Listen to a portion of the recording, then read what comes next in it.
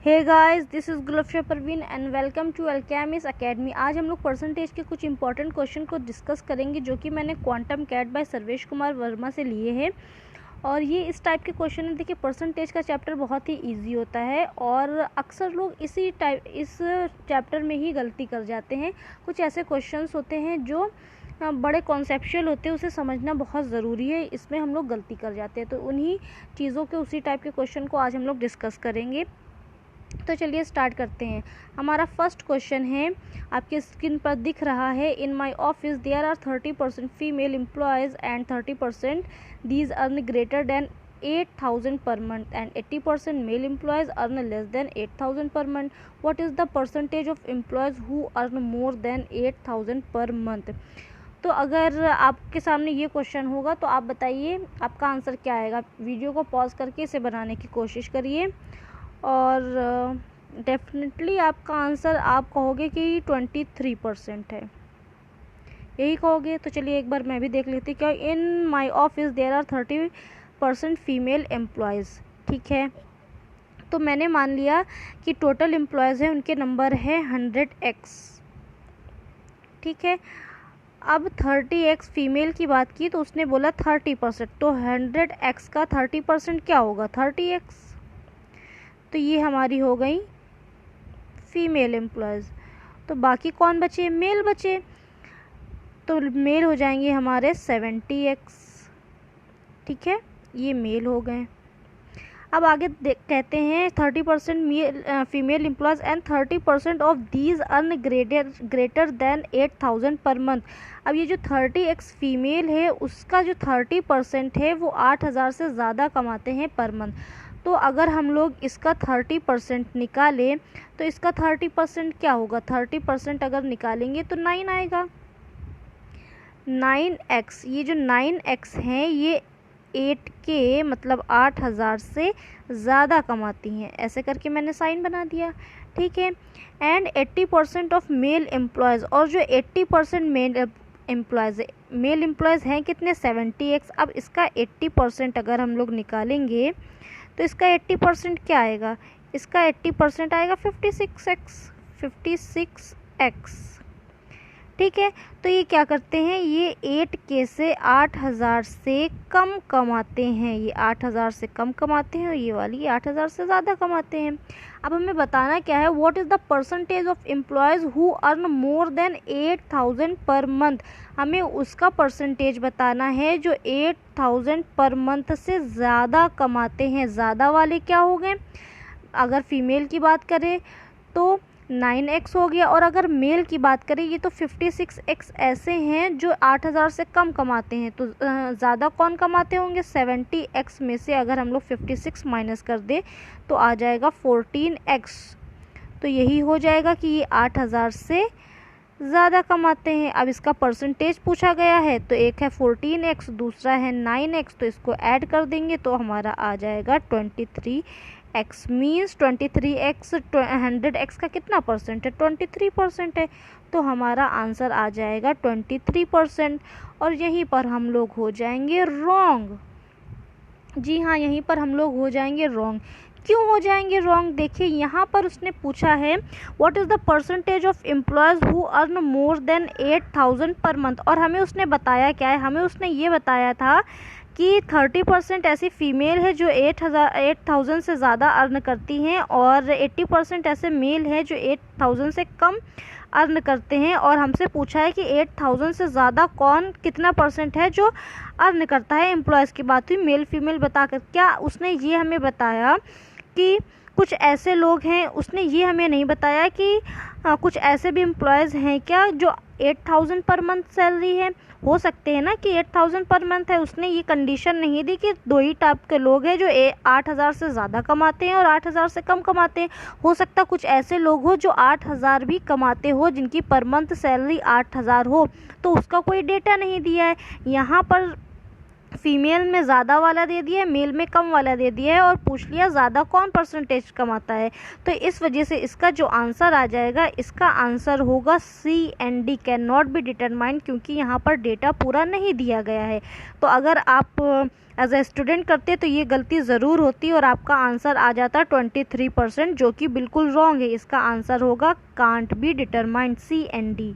आई hope आपको समझ में आया होगा, क्योंकि यहाँ पर डेटा ही पूरा नहीं दिया है। अगर वो बोलता कि दो ही टाइप के लोग हैं, जो 8,000 से ज़्यादा कमाते हैं और 8,000 से कम कमाते हैं, ऐसा उसने कुछ बोला नहीं है, तो इस वजह से हम लोग इसका आंसर मार्क करेंगे कैन नॉट बी डिटरमाइंड। ठीक है, नेक्स्ट क्वेश्चन पर आगे बढ़ते हैं हम लोग। नेक्स्ट क्वेश्चन है ये, 600 student took the test on physics and chemistry. 30% student fail in physics, 45% student fail in chemistry and 40% of those who passed in chemistry also passed in physics. Then how many students failed in both. तो देखिए इसको कैसे करेंगे। हम लोग मान लेंगे कि जो स्टूडेंट्स है यहाँ पर 600 दे रहा है, लेकिन इसको हम लोग मान लेंगे कि ये 100x है। कितना है? 100x। इसको मान लेते हैं हम लोग कि टोटल नंबर जो है हमारे पास 100x है स्टूडेंट।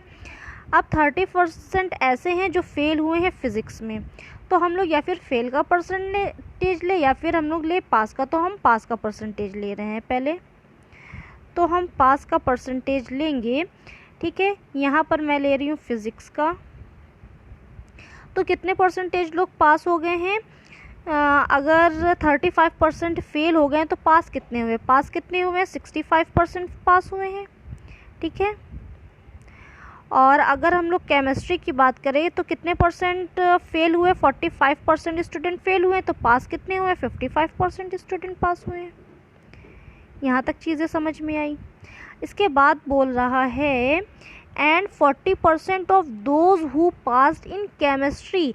40% वो जो केमिस्ट्री में पास हुए हैं। तो अगर हम लोग देखिए परसेंटेज दिया है, इसको अगर हम लोग एक्स के फॉर्म में लिख ले तो ज़्यादा सही रहेगा।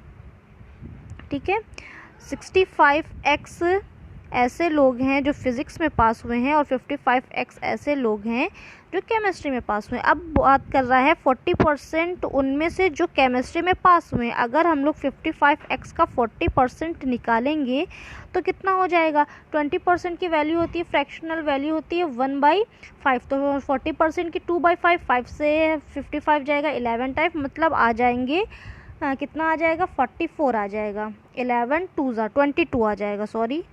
तो 22x बोल रहा है 40% of those who passed in chemistry. 40% means 22x who passed in chemistry also passed in physics. मतलब ये जो 22x हैं वो फिजिक्स में भी पास हुए। फिजिक्स में टोटल पास कितने हुए हैं? 65, और 65 में 20x ऐसे हैं जो केमिस्ट्री में भी पास हुए हैं और फिज़िक्स में भी पास हुए हैं। तो अगर हम लोग बात करें कि ओनली फिज़िक्स में कौन पास हुआ है, ओनली फिज़िक्स में कौन पास हुआ है, तो हम लोग 65 में से 22 माइनस करेंगे तो हमारे पास आ जाएगा 3 और 4। 43x ऐसे स्टूडेंट हैं जो सिर्फ फिज़िक्स में पास हुए हैं। और अगर हम लोग बात करें सिर्फ केमिस्ट्री की तो 55 में से अगर हम लोग 22 लेस कर देंगे आ जाएगा हमारे पास 33x आ जाएगा। 33 ऐसे स्टूडेंट हैं जो सिर्फ केमिस्ट्री में पास हुए हैं, 43x ऐसे स्टूडेंट हैं जो सिर्फ फिज़िक्स में पास हुए हैं और 22x ऐसे हैं जो दोनों में पास हुए हैं। तो टोटल नंबर ऑफ़ स्टूडेंट कितने हैं जो पास हो गए हैं? टोटल नंबर ऑफ़ स्टूडेंट, तो इन तीनों का सम तो हो जाएगा, इन तीनों को प्लस कर देंगे। 43 + 22 तो हो जाएगा हमारा 65, और 65 में अगर 33 ऐड करेंगे, 65 में 33 ऐड करेंगे, 65 में अगर हम लोग 33 ऐड करते हैं तो वो हो जाएगा 98x। तो मतलब टोटल नंबर ऑफ़ स्टूडेंट जो पास हुए हैं वो 98x है। तो यहाँ पर पूछा क्या गया है, then how many student failed in both. तो कितने परसेंट या कितने ऐसे स्टूडेंट्स हैं जो फेल हो गए हैं दोनों सब्जेक्ट में? तो 98x तो ऐसे हैं जो पास हो गए हैं ना, तो फेल क्या हुआ? फेल हमारा हो गया 2%। या 2x, तो 2x 100 का कितना परसेंट है? 2x 100 का कितना परसेंट है? 2% है। तो 2% ऐसे लोग हैं जो फेल हो गए हैं, 2% ऐसे स्टूडेंट्स हैं जो फेल हो गए। अब 2% की वैल्यू क्या होगी, 2% टोटल स्टूडेंट हमें दिया है 600, 100% की वैल्यू है 100% की वैल्यू है 600, तो 2% की वैल्यू क्या होगी 12 होगी। 2% की वैल्यू हो जाएगी 12 और इसका आंसर आ जाएगा none of these.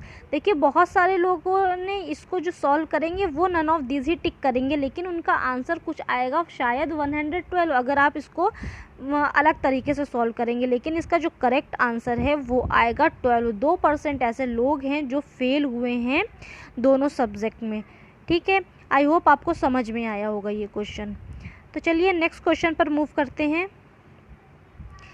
Next question है my salary is 12,345 per month. The salary of my brother is 10% greater than that of mine.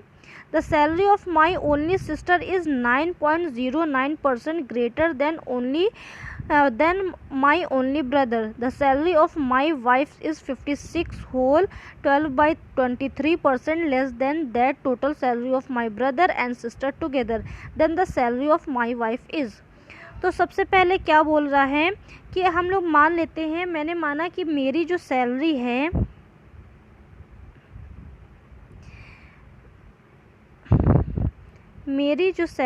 वो 100 है। ठीक है, मेरी सैलरी 100 रुपीज़ है। The salary of my brother is 10% greater that of my 10%। अब 100 का 10% कितना होगा 10 होगा, तो जो मेरे ब्रदर की हो जाएगी, जो ब्रदर की सैलरी हो जाएगी वो 110 हो जाएगी। ठीक है, वो 110 रुपीज़ हो जाएगी। The salary of my only sister is 9.09 greater then. 9.09 की वैल्यू क्या होती है, उसकी वैल्यू होती है 1/11। फ्रैक्शनल वैल्यू वही तो होती है ना। 9.19 1/11 होता है। अगर 1/11 इसका निकालेंगे तो 110 का 1/11 निकालेंगे तो आ जाएगा 10, मतलब इतने परसेंट या इतने ज़्यादा है। तो अगर बात करें हम लोग सिस्टर की, एक सेकेंड इसको रब कर देते हैं।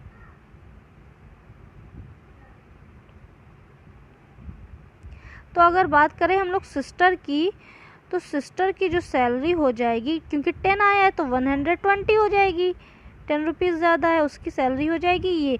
फिर उसके बाद बात कर रहा है the salary of my wife is 56 12/13 less than that of total salary of my brother and sister. तो माई ब्रदर एंड सिस्टर इन दोनों की अगर हम लोग टोटल सैलरी मिला ले जो कि है 230 हो जाएगी। ठीक है, और जो मेरी वाइफ की सैलरी है वो इतने परसेंट कम है। इतने परसेंट की वैल्यू क्या होती है 56 12/23 की वैल्यू। अगर आप इसको सॉल्व करोगे तो आ जाएगा, इसको सॉल्व करिएगा तो आ जाएगा 1300/23। परसेंटेज की बात है तो ये, तो इससे इतना कम है। तो मेरी वाइफ की सैलरी होगी कितनी, तो 230 का इतना परसेंट। इसको जब हम लोग सॉल्व करेंगे ये जाएगा 10 टाइम्स चला जाएगा और 0 0 0 0, तो 230 माइनस आ जाएगा 130। तो जो वाइफ की सैलरी आ जाएगी 100 आ जाएगी। वाइफ की सैलरी क्या आ जाएगी 100 आ जाएगी। तो मेरी सैलरी के बराबर ही मेरी वाइफ की सैलरी आ गई, तो इसका करेक्ट आंसर हो जाएगा C, option number C equal to my salary. यानी सिर्फ इसमें इसी लाइन को समझने की ज़रूरत है जो कि यहाँ पर दिया है the salary of my wife is 56 whole 12/23% less than. वो इतनी कम है total salary of my brother, तो टोटल सैलरी से इतने परसेंट कम है ना, तो टोटल इसका 100% है। 100 मतलब टोटल जो है लेस देन इसका हम लोगों ने निकाल लिया है, तो ये आया है, तो इस तरह से 100 आ जाएगा। ठीक है, आई होप आपको समझ में आया। नेक्स्ट क्वेश्चन पर मूव करते हैं। 3 candidates A, B, C contested in an election, or out of total votes on a voter list 25% did not vote, 6.66% votes polled were invalid, C got 2450 valid vote, which were 40% more than that of B. If A got only 40% of total votes, then who is the winner? तो चलिए हम लोग सबसे पहले क्या मान लेते हैं कि कितने लोग थे जिन्होंने वोट दिया। तो कितने ऐसे लोग थे जिन्होंने वोट दिया, तो चलो इसको देखते हैं। अगर हम लोग मान लें टोटल वोट्स कितने हैं, देखिए टोटल वोट्स हम लोग इस तरह से मानेंगे जिसका 25% हम लोग आसानी से निकाल सके और जिसका 6.66% हम लोग आसानी से निकाल सके, उसी को ही मानेंगे। 25% की वैल्यू होती है 1/4 और 6.66% की वैल्यू होती है 1/15। तो 15 और अगर हम लोग 4 के एलसीएम ले ले तो आ गया 60 मान सकते हैं या फिर 120, मतलब ऐसा मान सकते हैं जो उसका मल्टीपल हो। तो हम मान ले रहे हैं कि टोटल जो वोट्स हैं वो 120x थे, ठीक है, वो मैंने मान लिया 120x है टोटल वोट्स, ठीक है, टोटल वोट्स थे। उसके बाद कह रहा है out of total votes on a voter list 25% did not vote, 25% ऐसे हैं जिन्होंने वोट ही नहीं दिया। तो अगर हम लोग 120 का 25% तो क्या आ जाएगा 30x लोग ऐसे हैं जिन्होंने वोट ही नहीं दिया है। And 6.66% votes polled are invalid, और इनवैलिड कितने हो गए हैं 6.16, मतलब 1/15, 1/15 से करेंगे तो आ जाएगा 8 टाइम्स जाता है, तो 8x ऐसे लोग हैं, ऐसे मतलब इनवैलिड वोट हो गए हैं, ये इनवैलिड आ गया है, ठीक है, इनवैलिड। इसके बाद बोल रहा है सी गॉट 2450 मतलब 2450 वैलिड वोट्स। जितने वैलिड वोट्स, अब बचे कितने हैं भाई वोट्स, 30 ये है, 8 ये, 30x, अगर 190 में से 30 माइनस करेंगे तो आ जाएगा 90 आ जाएगा, 90 में से 8 माइनस करेंगे तो आ जाएगा 82x हमारे पास वैलिड वोट्स बचे हैं, ठीक है, वैलिड वोट्स बचे हैं हमारे पास 82x। अब कह रहा है इसके बाद बोलता है which were 40% more than that of B, जो कि 40% ज़्यादा है बी से। ये जो सी को वोट्स मिले हैं वो 40% ज़्यादा है बी से, ठीक है। If A got only 40% of total votes, अब ए को कितने वोट्स मिले हैं 40% of total votes, 40% of total vote की बात हो रही है। तो टोटल वोट है हमारे पास 120, टोटल वोट्स हैं हमारे पास 120, तो इसका अगर हम लोग 40% निकालेंगे तो 40% कितना हो जाएगा, देखिए 40% मतलब 2/5 होता है 40%, तो 5 से इसको कट करेंगे, 5 2 ज़ा 10, 5 4 ज़ा इंटू 2, मतलब हमारे पास आ जाएगा 48x, ठीक है, 48x मिल गए हैं ए को। और टोटल वैलिड वोट्स थे कितने 82x थे, 82x में क्या हुआ है 48x तो ए को मिल गए हैं, तो बी और सी के लिए बचे कितने, अगर हम लोग 82 में से 48 माइनस कर देंगे 4 और 7 में से 4 जाएगा 34x, तो 34x बी और सी को मिलाकर यहाँ पर वोट्स जो मिल रहे हैं वो 34x मिल रहे हैं। इस लाइन का कोई महत्व ही नहीं था। C got 2450 valid vote which are 40% more than that of B, इसका कोई वैल्यू ही नहीं थी, मेन आंसर तो इस पे छिपा था। तो हु इज़ द विनर, देखो जब ए को 48x मिल रहे हैं, ए को 48x मिल रहे हैं, बी और सी को मिला के 34x मिल रहे हैं, तो ए को जाहिर सी बात है ज़्यादा मिल रहे हैं, तो विनर कौन हो गया, ए हो गया। इसमें कुछ सॉल्व करने की ज़रूरत ही नहीं थी, इसी से निकल आएगा। और ये जो सी वाली लाइन दी थी वो यूज़लेस थी, बिल्कुल कोई यूज़ नहीं था, आपको कन्फ्यूज़ करने के लिए दी हुई थी, ठीक है। नेक्स्ट क्वेश्चन पर बढ़ते हैं हम लोग। अब ये है an alloy contain the copper and aluminum in the ratio of 7:4 while making the weapons from this alloy 12% of the alloy got destroyed. If there is 12 kg of aluminum in the weapon then the weight of the alloy required is, देखिए कितना percent copper और aluminium का ratio दिया गया है, copper और aluminium का ratio दिया गया है, कितना दिया गया है 7:4 दिया गया है।